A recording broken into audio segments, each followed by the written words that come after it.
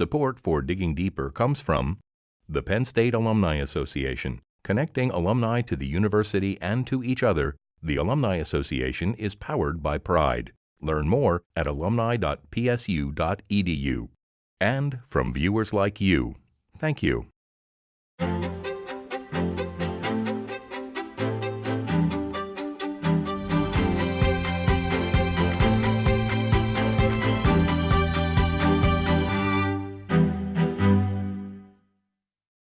Hi, I'm Robert Johnson. The opioid crisis has affected every state in some way, but Pennsylvania has been one of the hardest hit. In 2017 alone, overdose deaths reached almost 5,600 people. Unlike previous drug epidemics, the opioid crisis has affected rural and urban areas alike, and many parts of the state were unprepared to deal with these issues. On this episode of Digging Deeper, Penn State President Barron talks with Stephanie Lanza, director of the Edna Benett Pierce Prevention Research Center, and Glenn Sterner, assistant professor of criminal justice, about the opioid crisis and what Penn State is doing to help. Wonderful to have you here today. Incredibly important problem, and I sort of have this sense that almost everybody out there in the country, if you asked them, they would recognize that this was a problem and they would have some background. But perhaps you could say, how did we get to where we are today, and how big a problem is this? Well, I mean, I guess I'll start, Glenn. So, the problem we're talking about, of course, is the opioid epidemic. Yeah. The addiction problems have been with us Forever. Forever. Yeah. And they're likely to be with us, forever. Forever. Yeah. But our charge is to deal with the epidemic upon us, and I think that how we got here is complicated. And if you're watching the news lately, you saw the Purdue corporation settlement yesterday for $200 million to, that this was a single state. To one state, Yeah. one company to one state. And so this is, but so clearly the prescribing practices of pharmaceutical companies pushing doctors to prescribe OxyContin and related substances is part of the reason we're here today. Mm-hmm. I think I think that our community supports and social supports could be stronger, and I think people are turning to drugs when maybe they could have other alternatives. Mm-hmm. Absolutely, and one of the consistent things that I want people to understand is that this is more than just a substance use issue, right? And so this is a community issue. Mm-hmm. And when we think about that, there are other aspects that impact individuals' uses. For example, economic downturn over time. Mm-hmm. We know that has a huge impact on people's substance use. We know that persistent poverty over time has a huge correlation with substance use issues. And so until we really tackle some of these more complex societal issues, we're likely not going to see any of the larger impacts associated with substance issues beyond just the opioid crisis, right? Mm-hmm. So I would like to explore the who and the where, and you've just given a good introduction to it. But is this more addictive than other things? It makes, how, because obviously there are other addictive drugs that have preceded it, but probably never impacted the magnitude of communities. Why is it that opioids is working that way? Is it because of the prescription, and this is a drug that can be sold readily? I think it's it's safe to say this is a hugely complex operation or system that we're trying to figure out why this happened and how to solve it. The prescribing practices, because prescribed opioids to address pain, which is a major issue for people today, pain, because that's a legal process. It opened the door, I think, to a lot of people being exposed to this substance who wouldn't have otherwise tried it. They would have never gone to buy heroin on the black market, but they got it through legal means and right. for good purposes, and from physicians for often pain management, yeah. and this is incredibly important. Yeah. Absolutely, for all the right reasons, I think, and then they find themselves addicted. But heroin is highly addictive, and it's actually cheaper than buying OxyContin on the streets. And so that switch from taking prescription pain pills to taking heroin is logical in an individual's mind once they're addicted. And then the fact that the fentanyl is a part of, introduced into a lot of the heroin stream that people are accessing on the black market. We're seeing the death rate skyrocket. And this has been a trend that really took off around 2014. So it's been This is really very recent, a 5-year. very recent. Mm-hmm. Yeah. Fascinating. So let's go back to that sort of demographic piece of it. And I notice it because I go to Harrisburg and I'm talking to a lot of legislators, and they're all talking about the opioid crisis in the state of Pennsylvania. Is Pennsylvania different for the reasons you started with than other states in the U.S.? Yeah, so Pennsylvania is number 3 in terms of the rate of overdose. And that follows Ohio, West Virginia, right? Our neighbors. In terms of actual numbers of fatal opioid overdoses, we're number 1. So we have the most amount of fatal opioid overdoses in the entire country in terms of real numbers. That's a problem for the state of Pennsylvania. And so to put that into context, we're talking about, for last year, 72,000 in the country and nearly 6,000 in Pennsylvania. 6,000 people in Pennsylvania in 1 year, overdose correct. in a single year. Yes, and about 60% of those, more than half, involve an opioid in their system, maybe with another drug as well, but opioids are involved in more than half of those.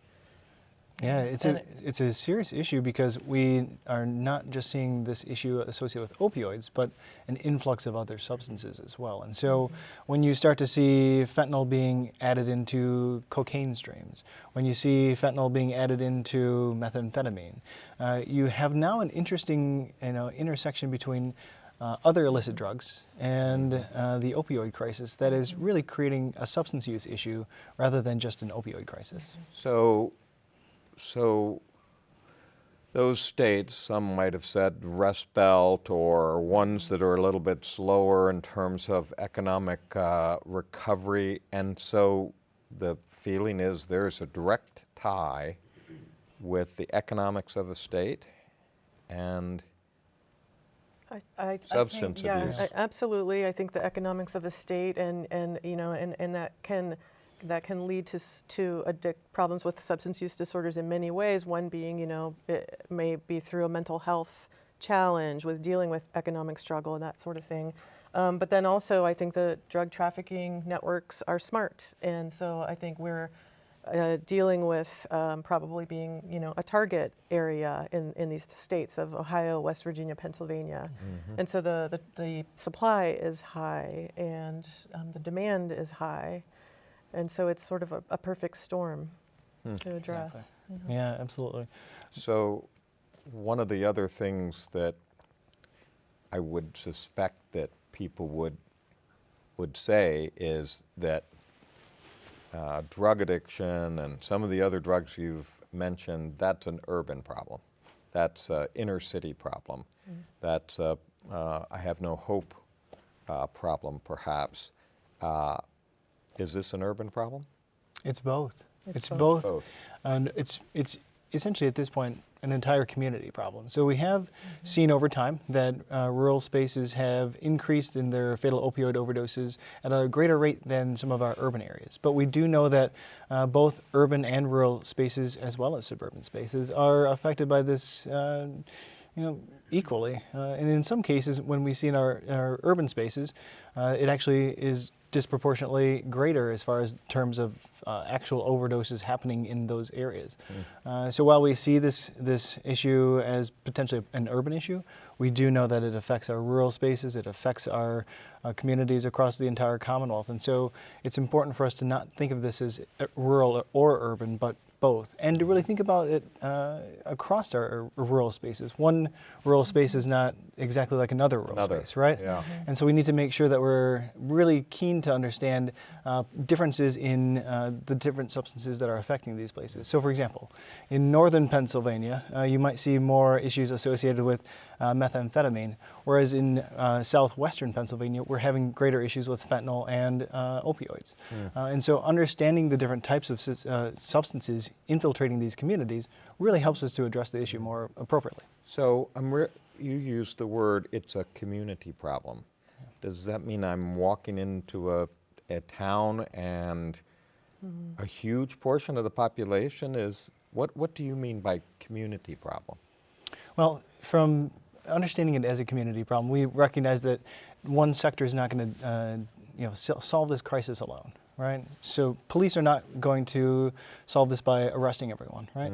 We also know that those people who are in treatment are not going to be able to solve this issue alone as well. We also know that our healthcare facilities can't solve this alone as well. And so when we think about this as a community issue, we're connecting across all of those sectors to address it in a comprehensive manner. You're talking the solution requires a lot of different partners. Absolutely. So another thing that I get asked is, do you have an opioid problem with the students at Penn State? This is a great question. So a colleague of mine, Ashley Linden Carmichael, and I just completed a pilot study. We're looking closely at this issue. I think the assumption is that because college students are known to be heavy drinkers and there's a lot of issues around alcohol, intensive alcohol use and its consequences, then when we're talking about any kind of drug, there you go. There you go. And that's absolutely not what we're seeing. Preliminary results show that fewer than 5% of the Penn State students that we surveyed so far have had any experience with prescription drug misuse and certainly not heroin. So this is not we're not seeing this as a college campus problem. We're seeing this as an urban problem. We're seeing this as a rural problem. It's all racial ethnic groups. Many whites have died from opioid addiction. This is not an urban racial ethnic minority problem at all. And back to your question about rural urban, it depends how you look at the numbers. If you're looking at the rate of overdose, it's similar in rural and urban communities. Different number of people. Different numbers of people, absolutely. Yeah. But if you look at where the rate is on the rise, it is the rural communities. And so we're seeing a rise in the rural communities of Pennsylvania. And when you say that it's a similar rate, so a city might be 4 in 100,000 and an urban area might be 4 in a much smaller population. I'm saying the rate is the same. So the rate. yes, Okay. so the proportion of people dying is similar in rural and urban, but that proportion is on the rise in rural communities. So we need to really keep an eye out, make sure that the services are available to people in rural communities. And something that Glenn alluded to earlier about this systemic problem and how it needs to be a system-focused community, complex solution to a complex problem. We want to really be thinking ahead to prevention, and so preventing kids from misusing for the very first time, preventing doctors from overprescribing, preventing people who have experimented from switching over to street drugs, preventing all along the way, and also preventing death by reversing an opioid overdose with naloxone. So all of these things we want to make sure are available to all Pennsylvanians. So complex problem requires a lot of segments of a community. We're a complex university and we have a lot of talent, breadth and depth, a lot of different disciplines that intersect. So what are we doing? What's Penn State doing? Well, this is a great question. I'm happy to say that when Provost Jones asked some of us sort of what should Penn State do, what are we doing, and what can we do? The answer was twofold. It was we are doing a lot. We have a lot of excellent researchers here. We have outreach efforts throughout the state. We are supporting prevention programming across the state. Could we scale it up? Sure. So on the one hand, we're doing things, but maybe not talking to each other enough, and we can do more of that. Right. And at the same time, we need more. We want to do more, and to be able to do more, we need the capacity. And so we proposed a new consortium through Penn State University to build capacity for education, educating the next generation so that they can deal with these problems better than we have, maybe through outreach and supporting our communities across the whole Commonwealth.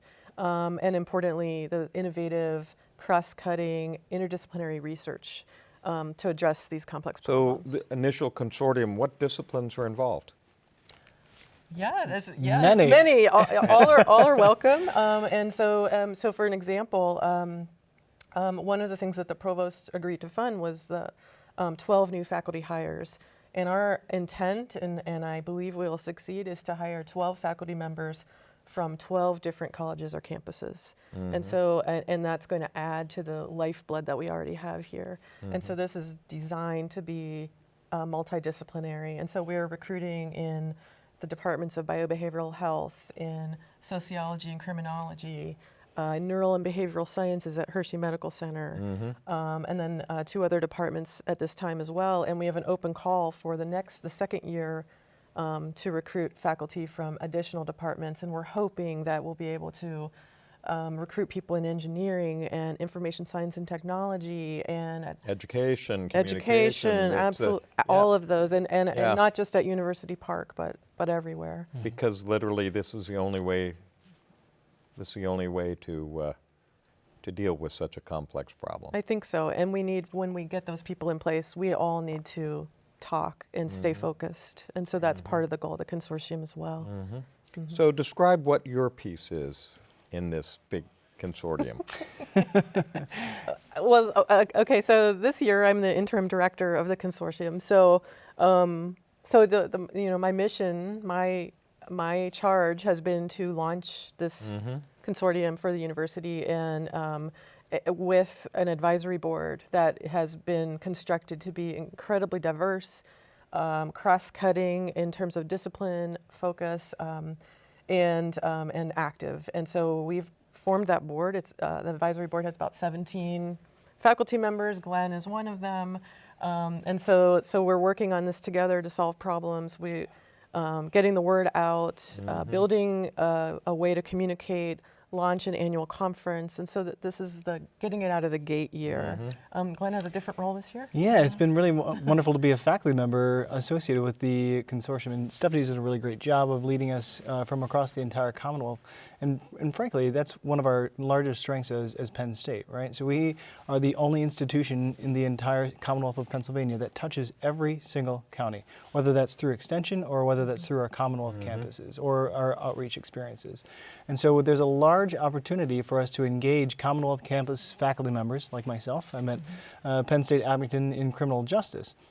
And much of my work is around the illicit side of the equation. So how do we understand how substances are getting into our communities? How do we then work with our key community partners like the Pennsylvania State Police or local jurisdictions to help them with their interdiction efforts, right? But again, making sure that we're connecting with our healthcare folks, with our prevention folks, making sure that we're tying together supply side interventions with prevention. And so we've really taken that on. And we've also really focused a lot on the concept of stigma, because we know that stigma can prevent people from engaging, from getting the help that they desperately need.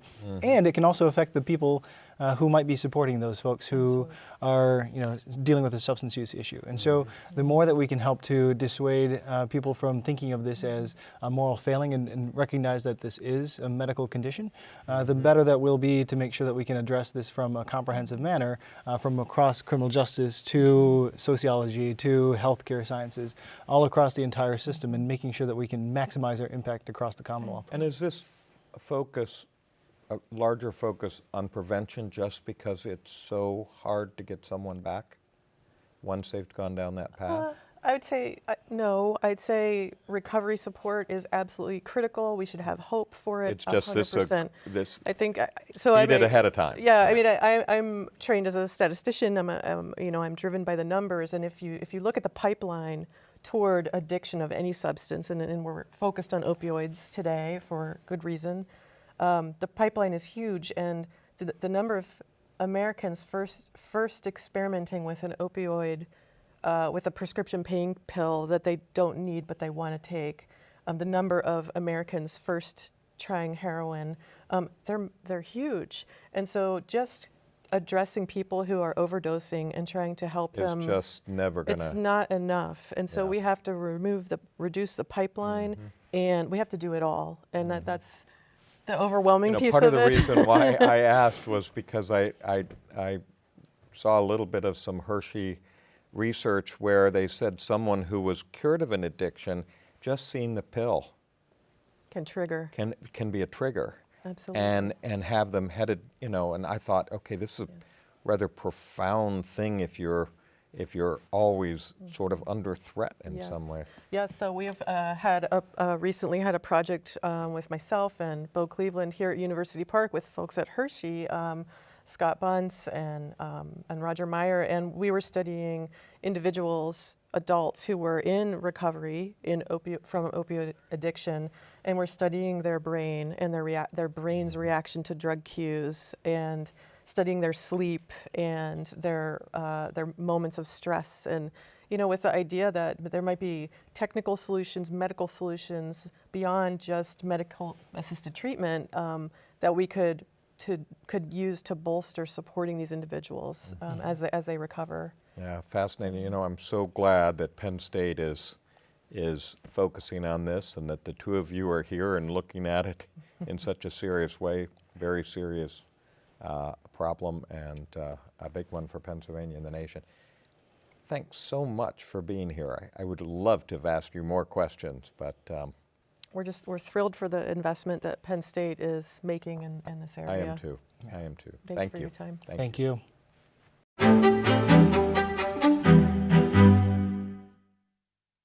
Dr. Barron, fascinating conversation. Thank you for joining me. Happily. So Glenn said something that was really interesting, and it was that Penn State is the only university in Pennsylvania that can touch base with every county in the state because of our Commonwealth campuses. And so that means that Penn State has such a big impact in Pennsylvania. So what is Penn State doing to help students or even the broader Commonwealth to win the fight against the opioid crisis? Yeah, so it really is interesting what we're capable of. We have extension. We have a tremendous outreach effort that is part of our mission. And we have a campus within 30 miles of 96% of the families in the state of Pennsylvania. That tells you that you have that tremendous, tremendous reach. And we have talent. And if you just listen to all the disciplines, we're very capable of crossing those disciplines. And I would say, in addition to that outreach component, that capability to bring all the people together with all the skills that are required to deal with a problem of this magnitude, that's Penn State's gift. That's Penn State's capability to aid the Commonwealth. How do we know if we are winning this fight against the opioid crisis? How do we know if we are improving? That's a question that I should have asked our guest, but you got a hint because the leader of the consortium is a statistician, and they're keeping track of some really important bits of data, including the number of overdoses that are occurring and whether or not they're changing or not, and what are the drugs that are associated with those overdoses. So unfortunately, we have a really tangible, not very happy way to know whether we're winning or not. But it's nice to see that Penn State is working forward to make progress. I agree. It's another example of how Penn State is serving the Commonwealth and the nation. Absolutely, especially with this being a state that is so focused in on the opioid crisis because of the issues that we have here, with almost 6,000 people dying in 2017 because of this. That's a huge number. In addition, switching topics here, the college admission scandal with wealthy parents wealthy adults paying their way for their kids to enter into colleges. What is your reaction to this news that just rocked the nation in some way? Yeah, well, it's incredibly sad in a lot of different ways because we want to believe that we're institutions that admit based on merit and based on potential.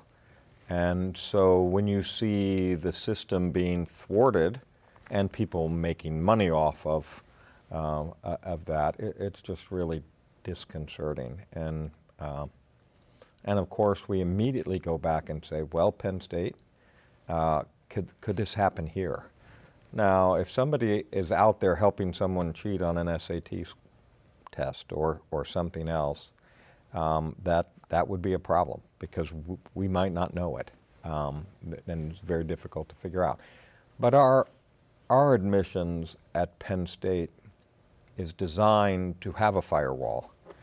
There isn't, and it is not tolerated to even have a coach ask and interact with anybody in admissions. We have a compliance wall between that makes sure that it's athletes that are coming in the door and getting scholarships and not someone pretending to be an athlete, just as an example. Yeah, that's good to hear that those processes are, they're separate in this case. And how would you encourage students who want to get into Penn State with decisions coming up pretty soon? How would you encourage them to really continue to work hard as they get into this next full school year?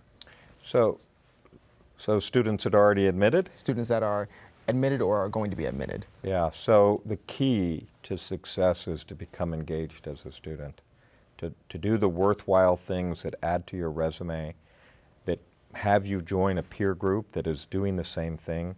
You will discover that that peer group is reinforcing you, that by virtue of the fact that you're engaged and you've taken some of your free time and are focusing on something interesting and valuable, all those things lead to better grades, better resumes, and better jobs.